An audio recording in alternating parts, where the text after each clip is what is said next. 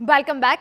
સ્કૂલની પેરેન્ટ મીટિંગમાં બાળકના અભ્યાસ અંગે ચર્ચા થતી હોય છે, પરંતુ અમદાવાદની એક શાળામાં તો પેરેન્ટ મીટિંગ શરૂ થાય તે પહેલા જ વિવાદ થયો હતો.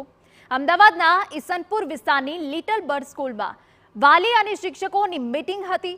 મીટિંગમાં પોતાના સંતાનના અભ્યાસની પ્રગતિ જાણવા આવેલી મહિલાને સ્કૂલના મેઇન ગેટ પર જ વરવો અનુભવ થયો હતો. સિક્યોરિટી ગાર્ડે બુરખાધારી મહિલાને ચહેરા પરથી નકાબ હટાવવાનું કહેતા હોબાળો થયો હતો.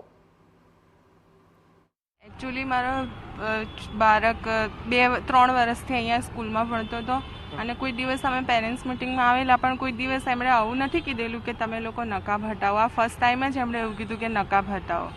તો કોઈ લેડીઝ બી અમને કહેતી ને તો મેં નકાબ હટાવી લેતી, પણ બહારથી સિક્યુરિટીવાળાનો કોઈ રાઇટ નથી બનતો કે એ મને એવું કે નકાબ હટાવી શકો.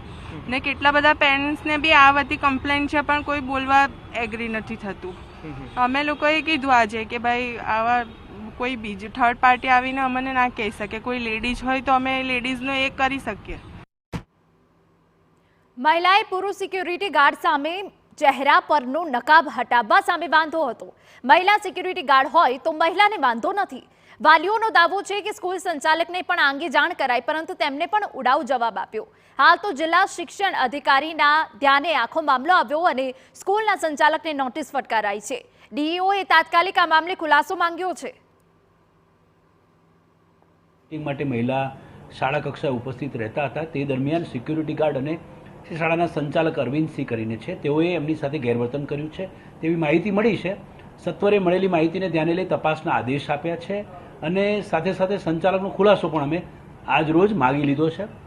આ પ્રકારનું ગેરવર્તન ક્યારેય ન ચલાવી શકાય.